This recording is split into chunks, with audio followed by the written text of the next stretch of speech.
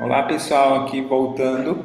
Então, nessa segunda parte do vídeo, a gente vai falar um pouquinho sobre a visão dialética, quais são os princípios que regem aí, que estão por trás da teoria da atividade, né? Que é uma das ferramentas que são usadas no laboratório de mudanças. Mas só lembrando, na parte anterior, no vídeo anterior, a gente respondeu a pergunta o porquê estudar a teoria da atividade, né? Então, ela é importante, a resposta foi que para entender e desenvolver, mudar, transformar as atividades. Tá? Então, ela vai oferecer algumas teorias e conceitos, por exemplo, o conceito a teoria da aprendizagem expansiva, o conceito de contradições, o modelo de sistema de atividade que nos mostra a estrutura, o conceito de objeto que nos traz a motivação humana, né? Então, ele vai trazer alguns desses conceitos. Então, agora vamos passar aqui para... Desculpa. Tem um pouquinho aqui que ele está tampando bem em cima da apresentação. Vamos lá. Desaparece, coisinha. Aí. Então, vamos lá. Visões de mundo e a dialética, né? Então, se a gente tem um autor que chama Charles Tolman, que ele, no comecinho do texto, ele fala um pouquinho sobre a evolução do pensamento científico, né? E ele começa falando aí sobre o pensamento cotidiano, como que era a forma de entender o mundo aí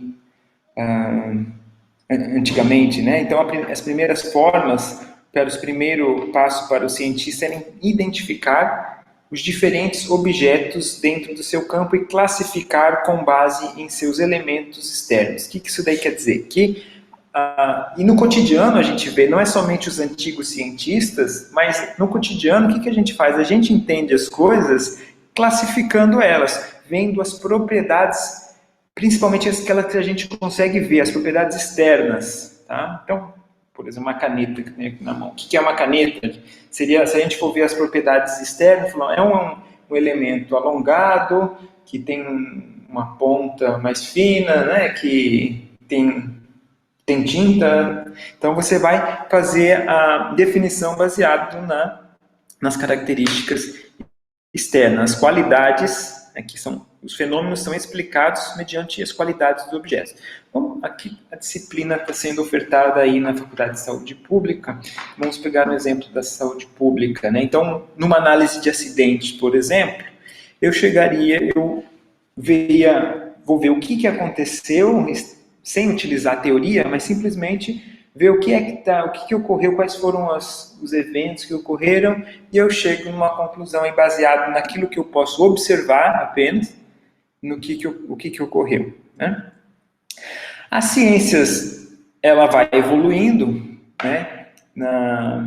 E ela percebe que os objetos, eles não são isolados, né? E eles estão em interação. Então, você não pode, para entender, por exemplo, o acidente, que a gente estava acabando de falar, você não pode ver aquele, por exemplo, só o motorista, se ocorrer um acidente de carro, o motorista e ou somente verificar a pista, você tem que ver todos os elementos em interação, a interação entre o motorista, o clima, a pressão que ele estava, o contexto. Então você tem que ver de forma mais sistêmica, e esses elementos você não pode isolar um do outro, você tem que ver ele de forma conjunta, né? Então cientistas começaram a concentrar mais em relações entre objetos e explicar seus movimentos por meio de impactos causais que tem um sobre o outro. Tá? Então, é um grande passo, uma grande evolução da ciência, né? Que passa a ver os objetos não podem ser isolados. E se a gente for fazer uma comparação hoje, as teorias de sistema, pelo menos na minha opinião, elas não... Um sistema é o quê? É um conjunto de elementos que estão em interação e, consequentemente, o produto dessa interação é uma propriedade daquele sistema, né? Uma propriedade positiva, negativa, mas você não pode, o ponto aqui é que você não pode ver esses elementos de forma independente. Então, o Tolman, ele traz uma limitação desse sistema, dessa abordagem, Qual que é? Essa abordagem ela traz grandes vantagens, né? Ela expande a nossa forma de entender o mundo, mas ela chega numa limitação. E essa limitação é o ponto quando a gente quer entender mudanças, quando aquele sistema está mudando, essa abordagem entra numa limitação. Por quê? Porque geralmente essas abordagens sistêmicas, ela entende o sistema como existindo. Ele não entende como que aquele sistema se formou, né? E sim, é como se aquele sistema ele sempre foi assim, né? E isso daí é complicado quando a gente quer mudar um sistema. Então, o que a gente vem observando cada vez mais? A gente está num mundo onde as mudanças estão cada vez mais rápidas e mais rápidas. Então, essas teorias sistêmicas, elas estão chegando na sua limitação.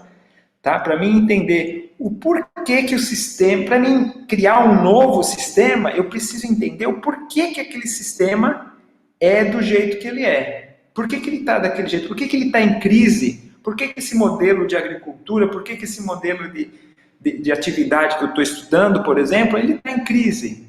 A gente precisa entender a história. Tá? E para isso a gente precisa de uma abordagem teórica. Então começa a surgir a abordagem dialética. Né? A dialética ela tem alguns princípios. Então o primeiro aqui, ó, relações internas, que está aqui no slide. Relações internas, movimento, contradição e desenvolvimento. São 4 princípios aí.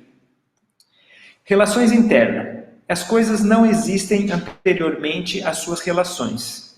Tá? Então, por exemplo, acho que um exemplo bom aqui é a relação pai e filho. Quem é que existe primeiro? Pai ou filho? Professor ou aluno? Né? Nenhum. Você não existe um professor se não tiver um aluno. Você não tem um aluno se não tiver o professor. Você não tem um pai se não tem um filho. E assim por diante. Então, E a mesma coisa a gente pode dizer numa atividade. Você não tem um sujeito se você não tiver o objeto. Você não consegue transformar o objeto se você não tiver uma ferramenta. Né? Você não consegue... Se não teria essa ferramenta e não conseguiria transformar esse objeto se não tivesse uma comunidade, né, regras, etc. Então, os elementos num sistema de atividade, eles são dialéticos, ou seja, eles não existem independentes. Tá? Eles não existem anteriormente às suas relações.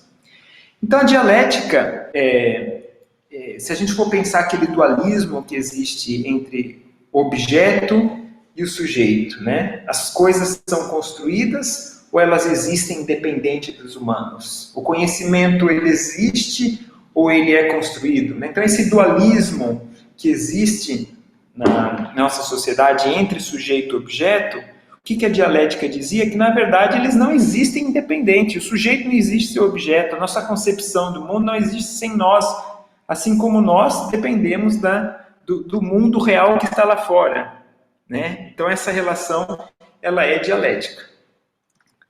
Outro princípio, movimento. Esse daqui é importante, principalmente para resolver esses 2 movimentos, esses 3, na verdade, esses 3 princípios aqui, movimento, contradição e desenvolvimento, eles são muito importantes para resolver aquela limitação que a gente viu ali na forma anterior de entender o mundo, né? Que, como a gente falou, a ciência já evoluiu para entender de forma sistêmica. Mas, quando você traz a mudança, se torna um problema. Por quê? Porque a abordagem anterior, ela via o mundo como o problema já existia, aquele sistema já existe, não estudava o movimento que trouxe a ele. Então, a dialética traz aqui que tudo está em movimento, tudo está em transformação. Então, você não vê o sujeito, você não vê o objeto, você só vê movimento, você vê pessoas fazendo coisas. Então, se você for na rua, você vai ver movimento, né? As pessoas estão fazendo alguma coisa, nada está parado, tudo está se transformando. Então, tudo tem, vamos ler aqui, ó, tudo tem começo, meio e fim. Assim como na vida, tudo está em mudança. Sequência, movimento, nascimento e morte.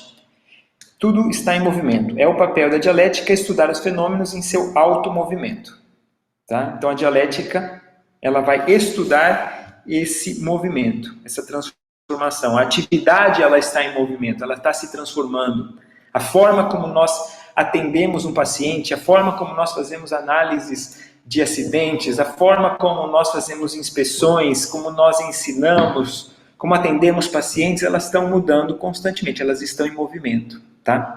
E esse movimento, o que dá força a esse movimento? É esse outro princípio, a contradição, que existem contradições internas. Esse conceito é tão importante que a gente vai ter um vídeo só para falar de contradições, tá bom? As coisas são contraditórias e essas contradições são o que gera o movimento. Os sistemas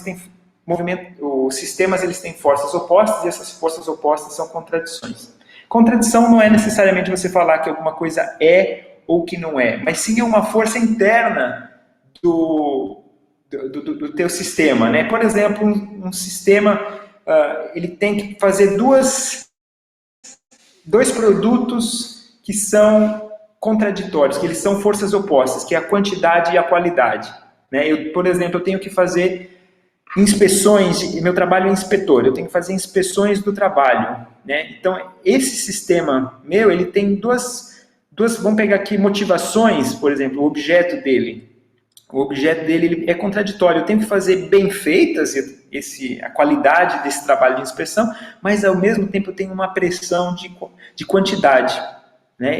Não posso fazer só uma por mês ou por ano, eu tenho que ter a pressão da sociedade de que isso tem um custo e eu preciso fazer, e essa pressão no sistema capitalista, como é levantado na teoria da atividade, né? Existe uma contradição entre valor de uso e valor de troca, que a gente vai explicar mais.